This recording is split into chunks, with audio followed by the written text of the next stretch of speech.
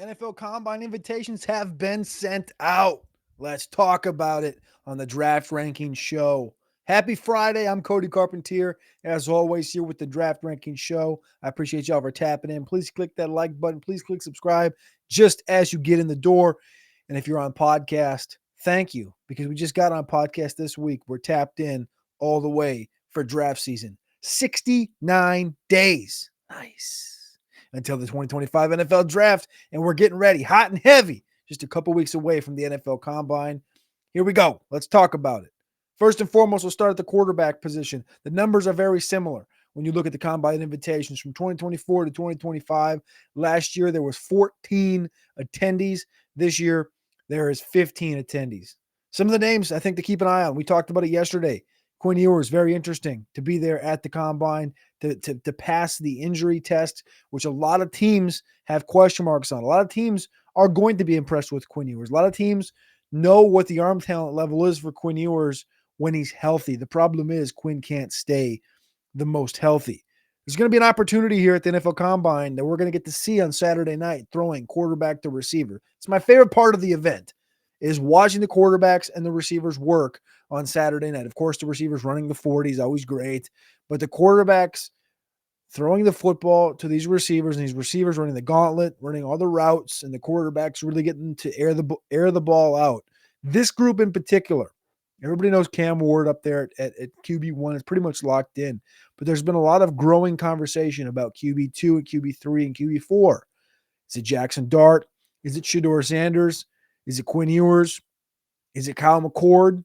Or is it Tyler Shook? I listened to Todd McShay yesterday talk about Tyler Shook being up there as his QB4 in that conversation. We're going to get to see Tyler Shook, the sixth-year guy who turns 37 years old this year, get an opportunity at the NFL Combine. It's a great group. One unsung name you might not remember is Graham Mertz, who had a bad leg injury this year at Florida. He's going to get an opportunity to participate in the NFL Combine. How about the running back position? The running back position this year, everybody knows, is massively deep. Some say it's 26 deep, 27 deep. There's 31 running backs that are going to be participating in the 2025 NFL Combine. Last year, there was 29. One name that stuck out to me as I was going through all the players that I've written up so far, one name stuck out as a snub at the running back position. That is Ja'Cory Krosky-Merritt. We talked about him after the Shrine Bowl over on the Roster Watch channel. He's from Arizona. He only had like 100 yards in the first game of the year, but he was not academically. He was NCAA ineligible for the season, so not a lot of people got to see Ja'Cory Krosky-Merritt. So that Arizona Pro Day will be important for those looking at a running back from the Shrine Bowl. I thought the best running back from the Shrine Bowl. Wide receiver, 39 players last year. Get this, in a class that everyone is saying is down, there's 48 wide receivers. 2023 class, there was 50. Last year, there was 39. This year, there's 48 at the wide receiver position. A lot of names we've talked about from the Senior Bowl, from the Shrine Bowl, including Jacoby George, LeJounte Wester, Pat Bryant, Ricky White, Isaac Tesla at the wide receiver position, just to name a few. Some names that maybe you don't know that are going to be participating in the 2025 NFL Combine at the wide receiver position. Bo Collins from Notre Dame has not been in the forefront of the conversation, but he played for Notre Dame down to the final game of the season. Jordan Watkins, the third wide receiver from Ole Miss. Colby Prescorn, the tight end from Ole Miss, is also there, but Juice Wells, and now my mind is going empty. Who's the other Ole Miss wide receiver? Trey Harris and Antoine Wells are the two well-known. Jordan Watkins, who was up there with 8, I think he had 8, count them up, 8 explosive plays of 30-plus yards, which was third in the SEC this year, tied with Matthew Golden and tied with Ryan Williams.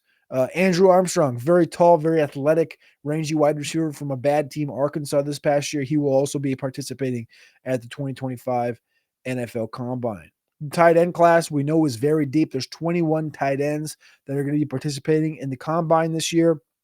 A big group, and it's a strong group, top to bottom. We know that. Not a lot of names not to be known, but just remember, I guess we'll just put it this way. 2 names didn't get called. So 3 names. Caden Prescorn, who I literally just said made it. He didn't make it. That's my bad on that, from Ole Miss. Rivaldo Fairweather, who I thought was very impressive. He had a great he had solid tape. I thought he had a pretty solid performance down there at the Shrine Bowl as well in Frisco, Texas, from Auburn. And then maybe my favorite underdog of the class, Carter Runyon from Towson. Um, I don't know. I don't make the rules. He didn't get the invite to the NFL Combine, but that is what it is. We move on to the offensive line. A guy we've talked about on the show already in just its infancy was Carson Vincent from Alabama A&M. He's a bad man bulldog to the day he dies. That's what he told me when I talked to him at the Senior Bowl. Carson Vincent got the invitation to the 2025 NFL Combine. Some other small school guys, Jackson Slater from Sacramento State, Gray Zabel from North Dakota State, another Senior Bowl guy, and Clay Webb from Jacksonville State. A lot of small school guys that got the invitation.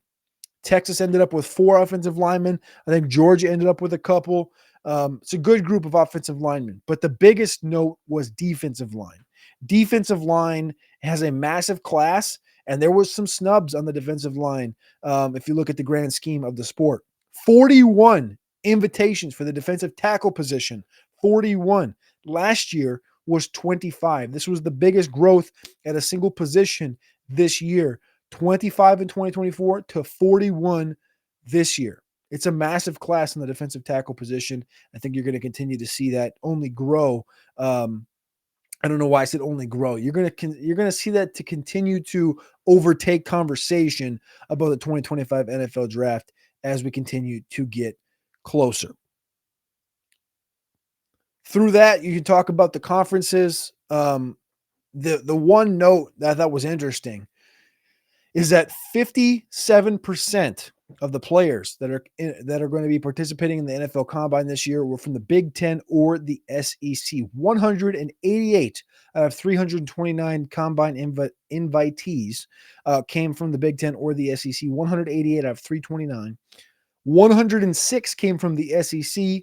93 came from the Big Ten. 66 from the ACC, and 56 from the Big 12. So the Big 12 with a mere 50 fewer players at the NFL Combine than the SEC. The ACC, 40 fewer than the SEC in the lead. They, of course, have a 13-player lead over the Big 10. Thought those are some interesting numbers to kind of tap in there. Ohio State took the cake. They led the sport with 15 players going to the Combine. That is, of course, led by the 2 running backs, Quinshon Judkins, Travion Henderson, Jack Sawyer, Emeka Egbuka, Will Howard, the quarterback, some mainstay names, of course, Josh Simmons, Donovan Jackson on the offensive line. The whole team basically feels like it's going to be there. They had a few guys actually go back that could have made this number even bigger. Georgia and Texas, both representing the SEC, come in with 14, and then Oregon is 4th. They had 12 players in the NFL Combine, followed by Ole Miss, South Carolina with 11. You had Miami with 10. Some interesting ones that kind of caught my eye. Some names you expect, some teams you expect up there, Alabama, Michigan, whatever. Iowa had 7. That is more than Clemson. That is more than Tennessee, more than Penn State. Penn State only had 5. A lot of guys going back to Penn State this year. Minnesota joined the forces at 6. There was an interesting group here of 6 of these kind of mid-level, high-end Power 5 schools where they're state schools, but they kind of underperform year in and year out. North Carolina had 6. Minnesota 6. Virginia Tech 6. They joined Clemson and Tennessee in that tier. Disappointing schools. Texas A&M had 3. Oklahoma had 3. USC with 3. The SMU Mustangs, who just made the college football playoff, 3. Florida State, 3. Just a massive group here in the 3 territory. With 4, we had Colorado. Colorado, of course, has Shador. They have Travis Hunter, and they have LeJontay Wester. So there was no wait, was that 4? What did I just say? 4. So they had Shador, Travis Hunter, Jimmy Horn, and LeJontay Wester. There was no Will Shepard. There was no Cam Silman-Craig, the cornerback, and there was no Shiloh Sanders on the back end. So there it is. That's the NFL Combine. Quick 10-minute preview. Combine invitees. We'll talk about the rest of them over the course of the next week before we get to the NFL Combine. We're just a week and a half away from the NFL Combine. I'm Cody Carpentier. I appreciate y'all. I love y'all. And we'll see you tomorrow morning with a very special guest.